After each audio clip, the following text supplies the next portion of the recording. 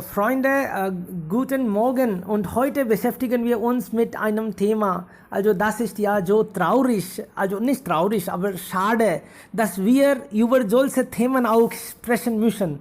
Ja? Und das ist aber die harte Realität. Viele Leute streiten für Geld und besonders, also Verteilung des Nachlasses, na? Wenn jemand schon gestorben ist, dann gibt es also oft Streiten und man gibt dann so viele Mühe und dann Zeit auch und sie gehen also zum Gericht. Das ist aber ja sehr schlecht und manchmal ist das sogar gleich nach dem Tod. Es gab auch manchmal die Fälle, man ist gerade tot und dann die Menschen ja denken an Eigentum. Oh, wie viel Geld und Gold da ist. Und wenn man das also zeitlich schon alles geschrieben hat, also Wille geschrieben hat, und dann gibt es vielleicht nicht so viele Chancen von Streiten. Also Freunde, das ist ein bisschen anders, aber wir reden auch ja darüber. Über alles reden wir. Wer will ja dann beginnen, bitte?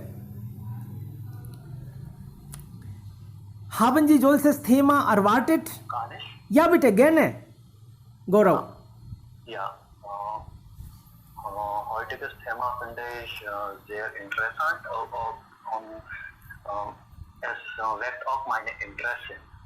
Aber sollen wir Erben nur als negativ sehen? Nein. Vielleicht habe ich immer eine andere Perspektive und das highlighte ich. Gerne bitte. Ich denke, das Erben ist ein sehr nützliches Ding und das können wir auf keinen Fall vermeiden. Aber was erben? Was zu erben? Geld? Nein. Man kann auch Mühe erben, die Fähigkeit erben. Kenntnis erben. Bildung, das kommt durch Erben, aber das nennen wir Unterrichten und Lernen. Haben wir alles, ist es möglich, alles von Anfang zu lernen? Nein.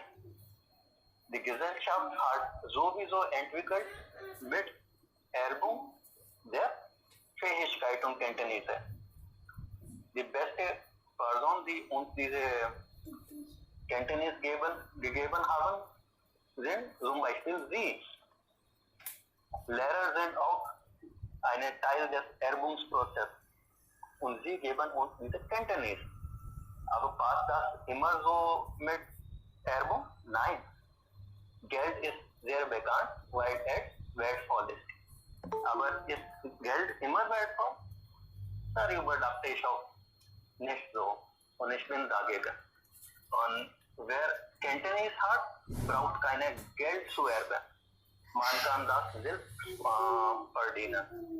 Und ich bin immer der Meinung, und nicht nur ich, aber meine Familie ist der Meinung, dass man soll immer nach der Kenntnis gehen.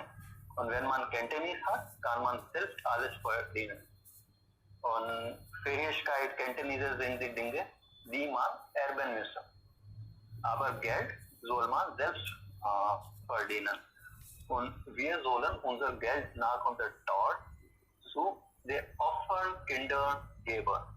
Und da haben wir schon gemacht, wenn meine Oma lebendig war, sie hat uns gefragt, ich wollte etwas zu alle erben, vererben. Aber wir haben alle Nein gesagt. Wir haben gesagt, dass sie müssen ihr Geld zu den Opferkindern geben. Und bis jetzt haben wir eine über eine Firma eine Entscheidung getroffen, dass diese Opferkindern unterstützt. Und sie hat alle ihr Geld zu dieser Firma ausgegeben. Nach ihrer Tod war dieses Geld zu dieser Firma übergetragen. Und das finde ich immer nützlich, dass man muss mit Erbung soll man nicht nur auf an Geld denken, man muss über auch Bildungskenntnisse und Fähigkeit nachdenken, sodass es in der richtigen Sinn steht. Das ist alles von meiner Seite. Danke für Ihre Aufmerksamkeit und Gedächtnis. Sehr schön, Gaurav, wirklich, das ist wunderbar. Das von Anfang, also jetzt müssen wir ja auch in diese Richtung denken. Das ist ja natürlich, dass wir erben vieles, also Energie oder sie sind ehrlich, also dann gibt es auch Chance, dass ihre Eltern auch vielleicht ehrlich waren oder Fähigkeiten, Mut, Wissen, Geld, Gold, alles ja, bekommen wir als Erbschaft. Was wir nicht bekommen, ist vielleicht Frieden. Für Frieden muss man selbst kämpfen in der Welt. Aber ansonsten bekommen wir vielleicht vieles als Erbe. Da haben Sie recht. Okay, Freunde, wer will jetzt weiter? Es ist... Ja, kann ich. stimme Gaurav Sabu voll zu. Dass ich konnte nicht oder ich glaube nicht in einem Erben zu Geld oder Erben zu Reichtum. Ich glaube nicht, dass kann ich eine Person oder mein Vater erben, Vater Reichtum erben, weil dafür viele Mühe gegeben hat und viele Mühe und viele Energie gegeben hat oder und ganzen Leben gegeben hat. Nein, ich muss nur die Fähigkeiten, nur die Tätigkeiten, nur die Vision und die Inspiration erben. Das ist doch der Grund. Und in meinem Leben, ich bin ganz sicher, dass ich werde mein Leben voll machen oder ich könnte Wohlstand und Wohlbefinden mit meiner Mühe und mit meiner Energie. So, ja, aber heutzutage es sieht sehr schlecht aus, weil der ganzen Welt ist nur ein Geldwelt. Nur ein Geldwelt. Sie sehen und sie glauben über das Geld. Und Geld gehört die Liebe auf. Geld gehört die Beziehung auf. Und wegen, es ist wie eine Vetternwirtschaft. Es ist sehr häufig und üblich in Bollywood und in Politik also. Aber es könnte verändert sein. Und ja, das möchte ich sagen. Dankeschön. Bitte sehr schön für Ihre Meinung. Das ist wirklich die harte Realität und das ist auch ja automatisch und das ist auch unser Rest. Dafür gibt es auch bestimmte Rechte, kann man sagen, zum Beispiel Indische Erbrecht-Handlung, Act, Indische Erbrecht-Act oder Hindu Erbrecht-Act oder Muslim Erbrecht-Act. Es gibt ja bestimmte, also man muss ja das auch im Betracht nehmen. Was dein Vater zum Beispiel kann ich, also Sie haben ein Beispiel gegeben, was dein Vater von eigenem Mühe verdient hat, kann das vielleicht mit Wille jemandem geben. Aber was dein Vater von Vorfahren bekommen hat als Erbe, das darf nicht weiter einfach so geben. Weißt du, also dafür gibt es eine bestimmte Tabelle, Weg. Was dein Vater von Vorfahren bekommen hat, sollte weiterleiten. Und was mit Mühe verdient hat, kann als Wille geben. Egal, ob vielleicht eine Katze liebt oder ja, ein Hund oder vielleicht einem Freund. Das ist egal. Oder einfach Trust kann das vielleicht schenken. Aber was von Vorfahren bekommen hat, das gehört dann auch nachfolgen. Okay. Ja, bitte schon. Es freut mich. Ja, wer ist jetzt dran? Darf ich machen? Ja, bitte, gerne. Ja, stimme mit Ganesh und Gaurav total dazu, dass wir müssen die Fähigkeit und das Kenntnisse erben, aber die ganze indische Kinder sind nicht so süß und nett, nur Fähigkeiten und Kenntnisse zu erben. Und auch die indischen Eltern bemühen sich, das ganze Leben, damit die Kinder ein komfortables Leben verbringen können. Deswegen, das ist das Recht von der Kinder und auch der Eltern, das Vermögen richtig zu verteilen. Ein Teil konnte zum Charity oder ich weiß das nicht, wie Charity auf Deutsch ist gesagt, aber zum Charity geht. Aber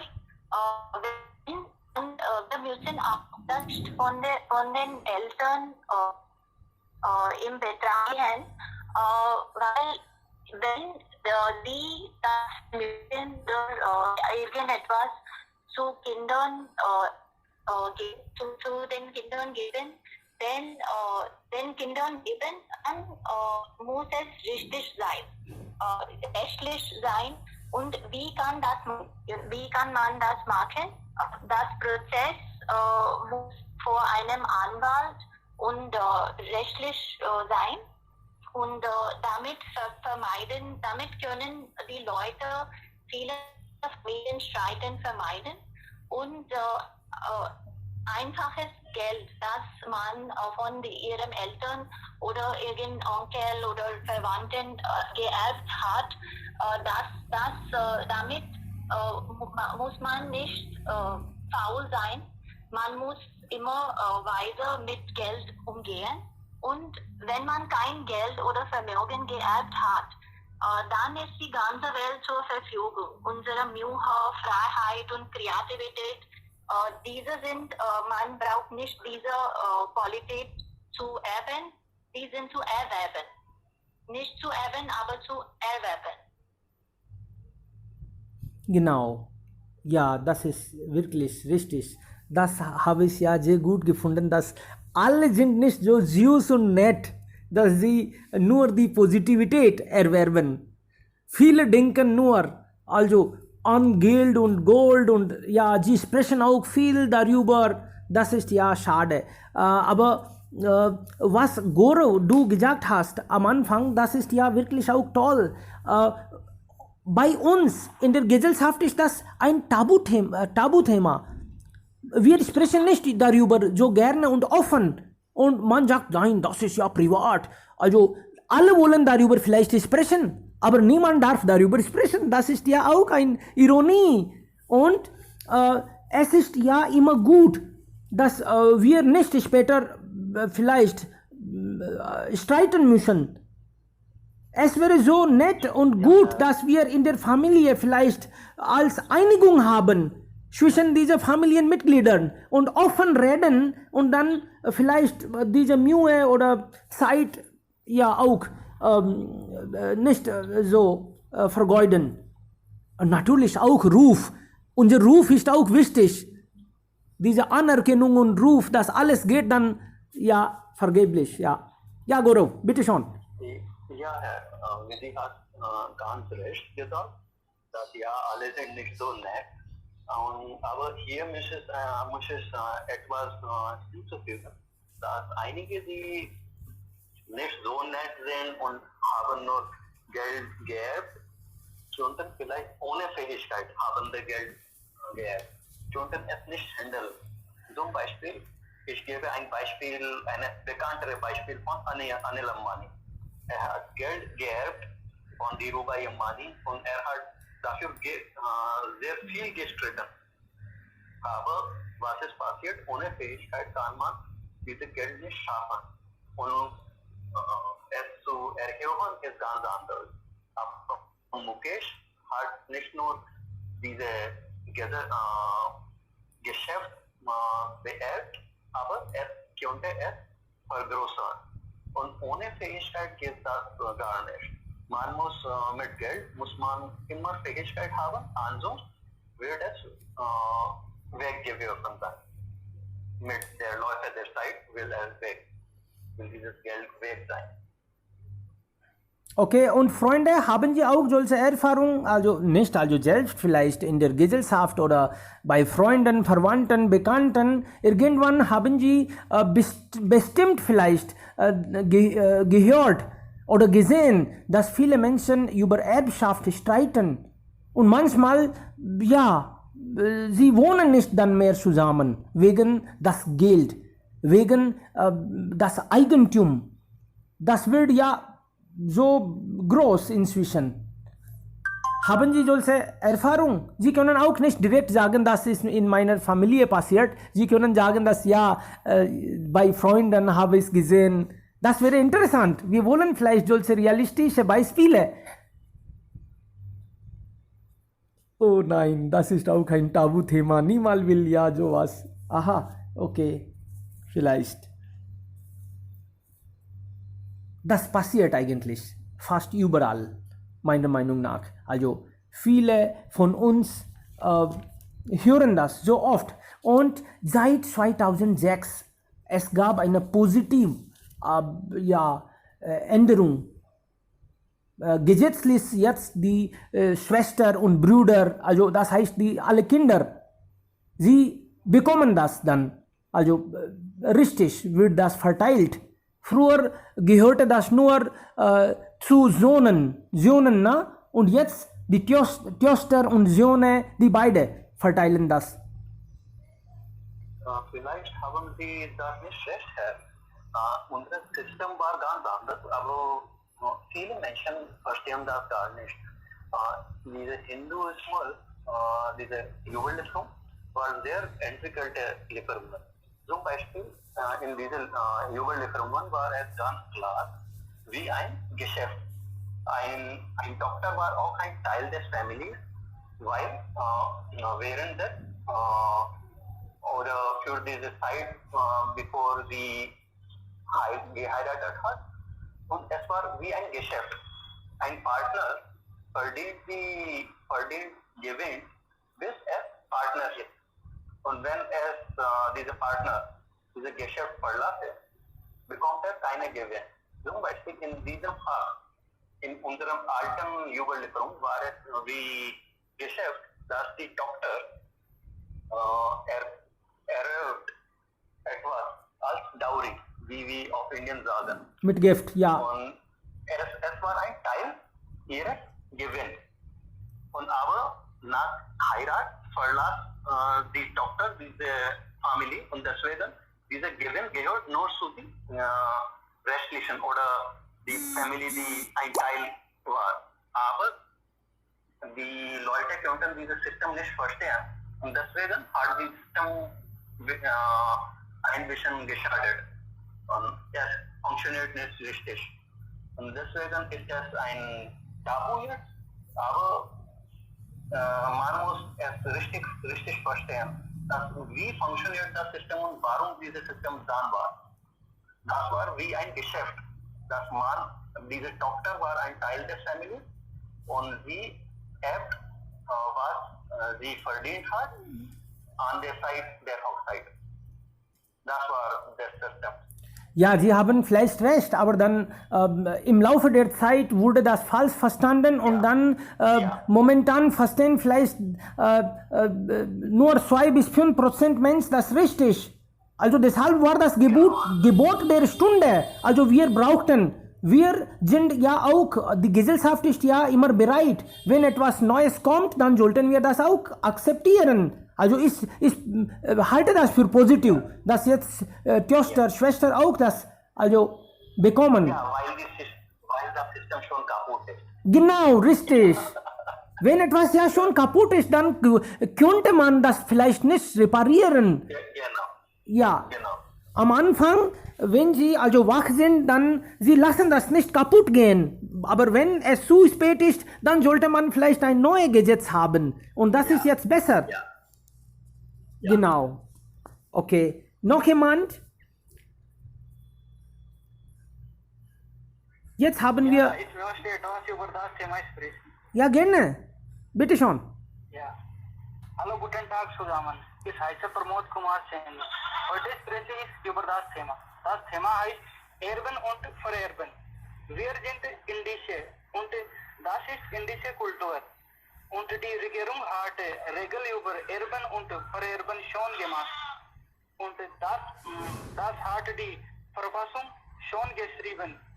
Und Erben und Vererben läuft das nur unserem Land.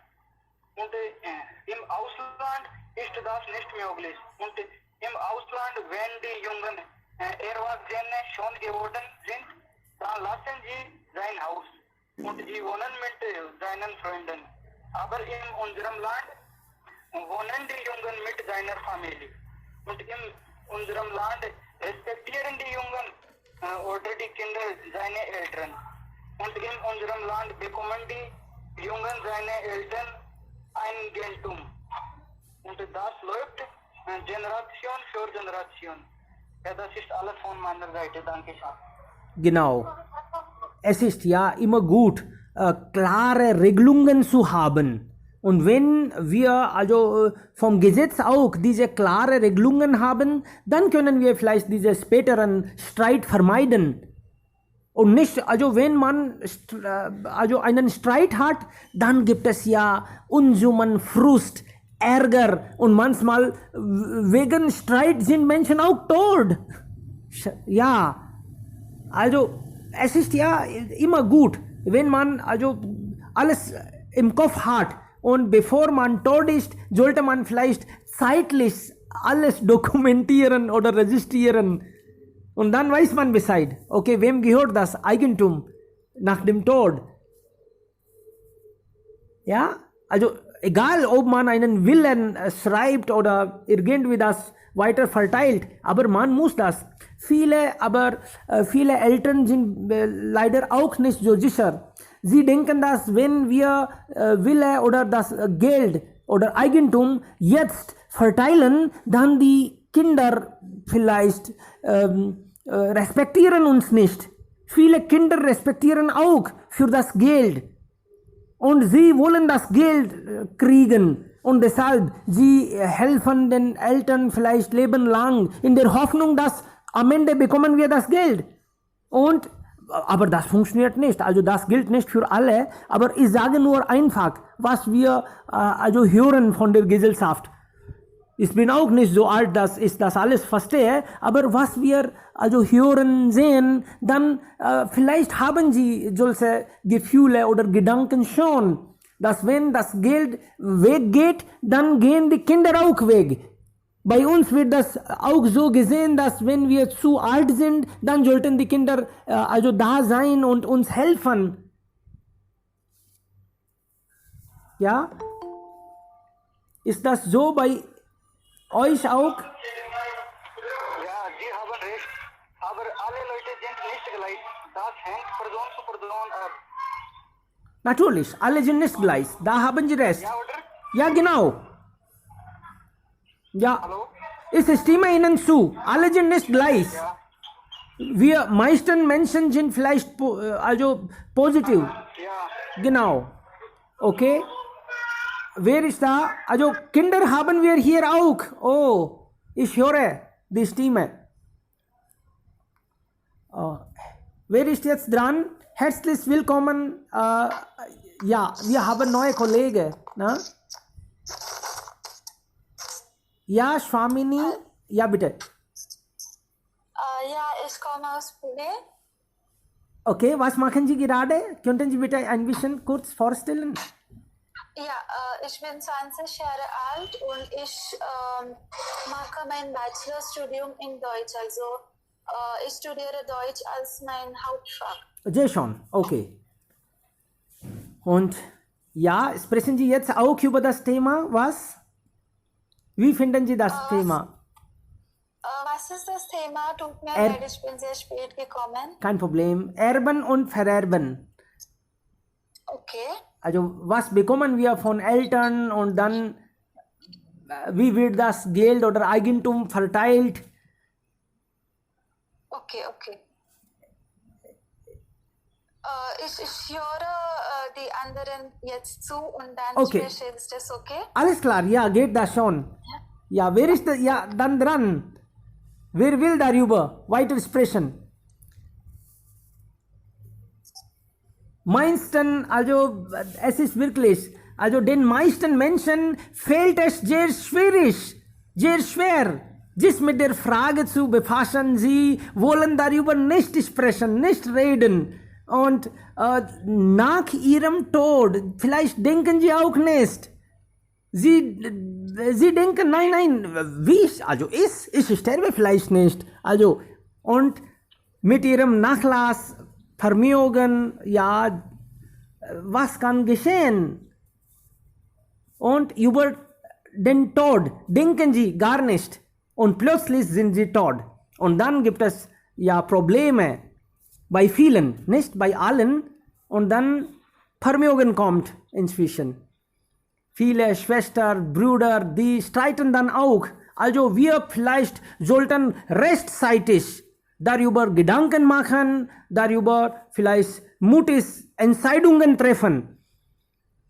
Aber das ist Tabu. Darüber darf man auch nicht sprechen. Wenn ich sage, Papa, Sie sind schon 60 Jahre alt, also jetzt sollten wir über das Geld und Eigentum also sprechen, wie viel gehört mir und wem geben Sie was? Mein Papa kann auch denken, mein Gott, was denkst du? Darüber darf man nicht sprechen, das habe ich schon entschieden, das sage ich dir nicht. Und dann gibt es vielleicht auch inzwischen schon einen Streit zwischen Vater und dem Sohn. Das könnte auch sein, das ist ein Tabuthema, aber trotzdem, die intelligenten Menschen, sie reden auch gerne offen, sie können vielleicht auch einfach sagen, nein, dir gehört nichts. Also was mir gehört, also geht schon vielleicht als Spenden oder du musst selbst alles kriegen, du musst Mühe geben, du musst dein eigenes Haus kaufen, ja, alles musst du selbst besorgen, ja. Und also in manche alte Bollywood-Filme, sie zeigen uns, dass die Kinder oder die Kinder oder die Brüder und Schwestern, sie machen Verschwörung oder sie machen geheime Verabredung, Geld zu erben. Und das finde ich total komisch. Und sie machen auch Tod und also Herr Sabu hat gute Beispiel hier erwähnt über Mukesh Ambani, Anil Ambani, wie beide sind miteinander unterschiedlich und also und wir kennen nicht die Tochter von Steve Jobs, weil Steve Jobs sehr reich war und es ist ein gutes Beispiel und Kindern von Bill Gates und Kindern von Jeff Bezos, wir kennen ihn nicht. Wir kennen sie nicht. Und das ist auch eine gute Seite zu Erbung. Aha, natürlich. Genau. Freunde, was würden Sie dann machen? Zum Beispiel, vor dem Tod haben Sie vielleicht 5 Millionen. Okay? Und Sie haben 2 Kinder. Ein Sohn, eine Tochter. Würden Sie 50% einfach teilen oder Sie spenden das ganze Geld oder wie werden Sie das teilen? Oh, wir haben darüber nicht gedacht. So viel Geld haben wir auch nicht. Wir haben nur Schulden. Ich teile meine Schulden. Meine Kinder sollten das bezahlen. Ja? Diese 5 Millionen habe ich nicht. 5 Millionen Schuld habe ich schon, aber das könnte auch so sein, ja. Ja, kann ich darüber sprechen? Ja, bitte, gerne. Ja, ob ich 5 Millionen habe, dann vielleicht erinnere ich mich an eine Hindi-Redewendung, die schon ein Teil meines Lebens ist. Das heißt, Út kaput to kyau dan sancha, Út kaput to kyau dan sancha. Wer Stehe braucht kein Geld und braucht keine Erbung. Sehr schön. Okay, dann braucht man kein Geld. Also, meine Kinder brauchen kein Geld. Sie müssen selbst ja verdienen. Ja, wenn sie fähig sind, brauchen sie gar nicht Geld. Und wenn sie nicht verhält sind, was gut will sie? Was gut wollen sie? Werden. Das ist ja auch dann einen guten Tipp für uns. Solche Tipps brauchen wir. Und dann unsere Kinder sollten das ja im Voraus ganz klar. Ja, dann, also wir bekommen nichts vom Vater, müssen selbst besorgen.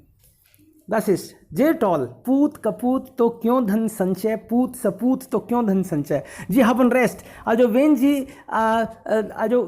wenn der Sohn oder die Tochter sie schon fähig sind, dann brauchen sie kein Geld. Und wenn sie also für sie auch ein Problem sind, sie sind keine nette Menschen, dann auch wenn sie Geld geben, sie werden das auch vielleicht vergeuden und sind sie wieder, ja, ohne Geld bald. Richtig, das ist wirklich sehr toll. Guter Tipp. Okay, noch jemand? Ja, wenn es mein Geld ist, ich könnte diesen Geld spenden oder das ist nur meine Wahl. Ob ich dieses Geld als Erben geben oder soll ich alle dieses Geld bei mir gehen oder bei mir weitergehen. Das ist, ja, und sollte man nicht darauf erwarten. Besonders die Kinder. Okay. Und zum Beispiel, wenn du kein Geld als Erbe vom Vater oder von der Familie bekommen hast, aber hast du schon Schulden bekommen, also solltest du diese Schulden von der Familie bezahlen? Oder dann sagst du auch, oh nein, ich habe nichts bekommen und dann, das gehört auch nicht zu mir, oder? Oder würdest du gerne das Zahlen versuchen? Ja, ich versuche Geld zu verdienen und dann solve oder versuche ich meine Probleme zu lösen. Aber Vatergeld oder Muttergeld glaube ich nicht. Es ist wichtig oder es ist mehr wichtiger, wenn ich ein Kind war, wenn ich keine Gelegenheit oder keine Gedanken habe, um Geld zu verdienen. Aber jetzt bin ich auch eine Erwachsene. Ich kann gut Geld verdienen. Ich habe gute Tätigkeiten und Fähigkeiten. So warum nicht? Warum nicht wir? Okay, natürlich. Okay, ein nettes Kind denkt positiv und versucht zu bezahlen vielleicht. Okay, gut, jetzt. Wer ist dran? Shubham aus Maharashtra. Bitte schon, würdest du auch dazu was sagen? Ja, hallo, guten Morgen an alle. Heutiges Thema ist etwas ganz anders. Ich bin sehr neu für dieses Thema. Und Erben. Normalerweise das Geld spielt sehr wichtige Rolle natürlich im Leben und alles hängt das Geld. Und wenn wir sagen, mein Vater hat nicht für mich getan, dann fragen wir, meinem Vaters alles Eigentum gehört von mir, weil ich bin der Sohn meinem Vater. Ich bin der beliebte Sohn von meinem Vater. Dann erben. Aber wir müssen nicht erwarten von unserem Vater oder wir alles fokussieren nur über unsere Fähigkeiten oder über unsere Ausbildung sehr gut machen. Das und können wir machen als Kind. Und wenn wir sprechen über Vererben, dann niemand ist wissen, nicht ist wissen oder dafür sicher ist, wenn wir tot werden. Nein, aber normal ein Testament machen für unser Eigentum, das ist eine gute Idee, aber wir sind nicht darauf. In der Zukunft oder in der Nähe der Zukunft, was würde passieren, wissen wir doch nicht. Aber ein Testament machen, wenn wir Geld haben, dann natürlich müssen wir ein Testament für unser Eigentum machen. Vererben Testament vielleicht, das heißt, das machen, dann natürlich mein Geld wird mein Sohn oder meine Tochter besitzen. Ja, ich weiß nicht über dieses Thema, ganz anderes Thema. Aber vielen Dank, dass Sie haben das entwickelt oder Nein, also ich habe gedacht, dass seit langem, also hatten wir nicht, also anderes. Dann einfach so. Manche würden vielleicht auch sagen, dass, oh, momentan habe ich also keine Zeit dazu oder ich habe kein Geld, dann muss ich nicht auch darüber denken. Und kommt Zeit, kommt Rat. Also wenn irgendwann ich viel Geld habe und ich bin zu alt und dann werde ich ja auch automatisch kreativ. Und dann, wenn man Geld hat, dann es gibt auch Menschen, die auch Ideen geben. Sie sagen das, wo sie das vielleicht besser investieren können. Ja, also automatisch wird man auch kreativ. Vielleicht im Laufe der Zeit denken wir auch darüber. Aber es ist ja schade, dass unser Bildungssystem ist jetzt ganz kaputt geworden. Hoffentlich haben wir jetzt ja auch neue Bildungssystem bald. Aber momentan ist die Situation so, dass wir alle denken nur über unsere Rechte, über Pflichten denkt man normalerweise nicht. Wir sprechen nur darüber, was es bekommen soll. Wir machen nicht Gedanken, was es machen soll, was es für die Gesellschaft also tun soll. Das kommt nicht normalerweise im Gedanken, leider. Okay. Ja, ich möchte nur da sagen, wenn wir als Kind etwas von unserem Vater als Erbe bekommen, dann müssen wir das genießen. Und wenn wir nicht bekommen, trotzdem wir genießen. Okay. Das ist sehr wichtig. Schicksal, aha, genau. Wir haben dann keine Wahl. Richtig. Natürlich, das ist ja auch schon. Okay. Jetzt hat jemand noch dazu? Vielleicht noch 5 Minuten, 7 Minuten können wir reden, wenn Sie Ideen haben, darüber weiter sprechen wollen. Ja, Goro. Bitte ein bisschen lauter. Wir hören nicht ganz klar. Ich bin der Ansicht, dass man muss immer etwas vererben, zum Beispiel gleiche Konzept, Kenntnisse, Jubellieferungen, Kultur, da haben wir als ein Geschenk gehabt. Und das müssen wir vererben. Und zum Beispiel Kenntnis. Wir schreiben diese Kenntnis durch Bücher ein. Und das können wir lesen. Testament für Geld ist okay, aber Kenntnis, Fähigkeit, Jubellieferungen, Gedanken, Dankprozess sollen wir durch Gespräch vererben. Und das können wir auf keine Papier schreiben. Das geht durch Benehmen und Handlungsprozess.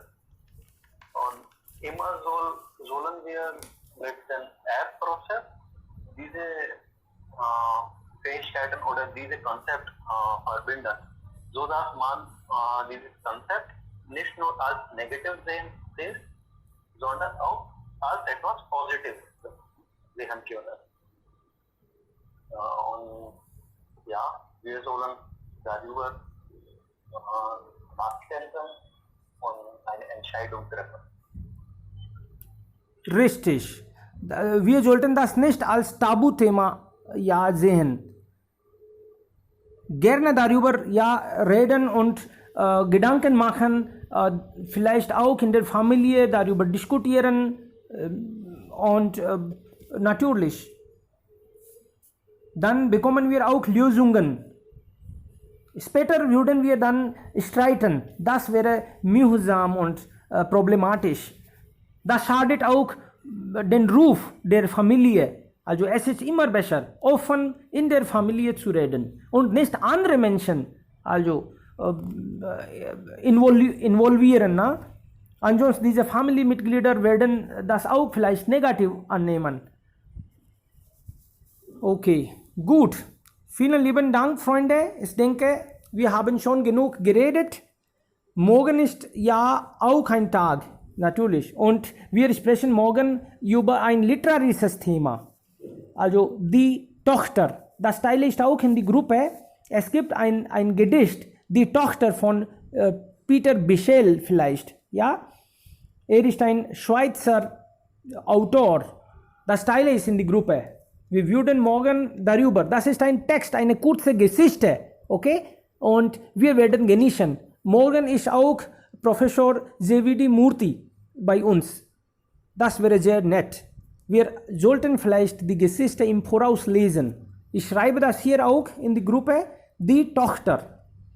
Das Style ist später auch in die Gruppe. Hallo, ich möchte über Swamini sprechen. Sie war meine Klassenkameradin von letzten Jahr, ersten Lehrenkurs. Können Sie Swamini bitte? Ja, gerne.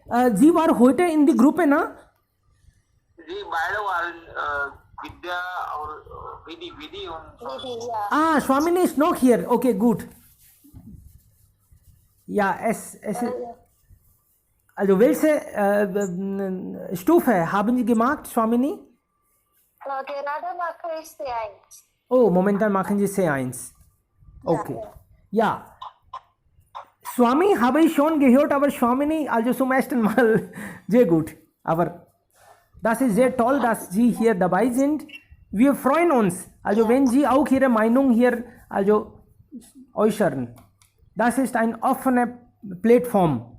Wir alle kommen aus unterschiedlichen Städten, ja, Bundesländer, aber gerne treffen wir hier online und sprechen über Themen. Sie könnten uns auch vielleicht später bei Prüfungen helfen. Ja, also täglich um 10:30. Ja, täglich um 10:30. Okay. Und der Link ist auch gleiche.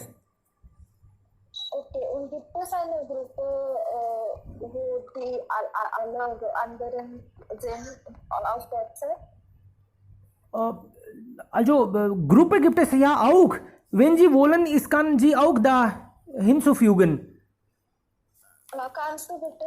Ja, gerne, aber Sie sollten dann vielleicht Ihre Handynummer mich persönlich, ja, vielleicht Ja, ich schicke. Shubham kann ja das auch teilen. Shubham hat meine Handynummer. dann bitte erwähnen Sie gehört auch in der Gruppe. Ja, Shubham? Ja, ich sagte, dann bitte addieren Sie meine Nummer auch dort in dieser Gruppe. Ja, gerne, das kann ich.